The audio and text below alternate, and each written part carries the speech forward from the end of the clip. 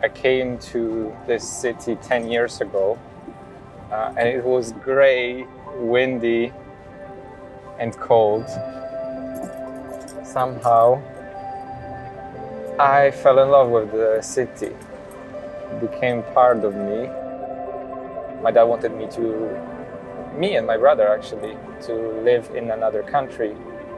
He was always encouraging to learn languages and try somewhere else. But I never thought that would be Scotland. Dad would be proud now. I had a big dream. I wanted to do something great. I thought my English is great. I thought I have great skills. I came from sales environment and I wanted to get a sales job. And that didn't happen. Couldn't speak to people with confidence. I didn't understand what people are talking to me on the phone. I was on kind of like a crossroad, didn't know where to go, and I was very lost and confused.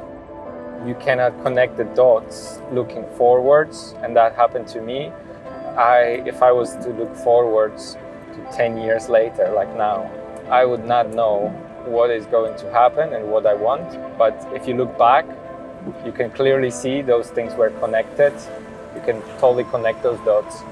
I had a dream to have my own business. I had a dream to travel the world or meet successful people, and I had no idea how to do it. So I met a ton of influential, successful people that I learned from, and I was feeling really small, to be honest, and intimidated because they were so amazing, and I felt out of place. I had to pay my bills and pay for food. And since I had no skills, I ended up working in a restaurant and also as a cleaner in Tesco. I think it took me 6 months to even be able to pay back the money to my friend who let me stay in his flat for those 6 months without paying. After 6 months, I became a waiter. The money got a little bit better.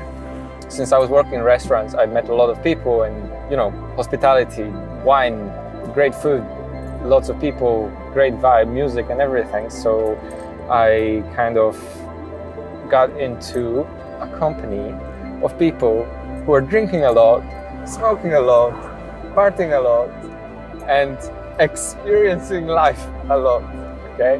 That was a great part of my life. Like, I would meet awesome people who would happen to become like my best friends, or in the end up being those business connections that I have right now that are very trusting, and suddenly started to make sense.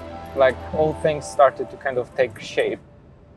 I kept working in restaurants and I was wondering if I ever will have a business or if I even have that in my blood. I quit my job, started my own video production company.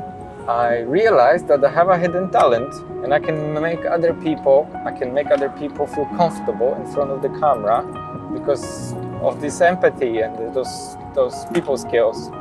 When you work in a restaurant, when I worked as a waiter, I had to understand people, empathize, be able to anticipate needs and stuff like that. All those skills and this knowledge and experience actually helps behind the camera. I was just a guy who's trying to figure stuff out, and in the end I overcame my own insecurities, and a year and a half after, I can totally say that I am passionate. I have it in my blood. All those things that happened, I couldn't predict. And as Steve Jobs said, some people say they hate Steve Jobs or they think he's this bad guy from Apple who was pushing people around. But I know the other angle that is kind of inspirational. It was always inspiring me. And he was saying that you cannot connect those dots looking forwards. You have to look back. If you don't know what you're doing with your life, you have to follow your heart and intuition. They already know who you truly want to become. I come back to this all the time, and that's my thought for today, that you cannot connect the dots looking forward. So you have to follow your heart and intuition.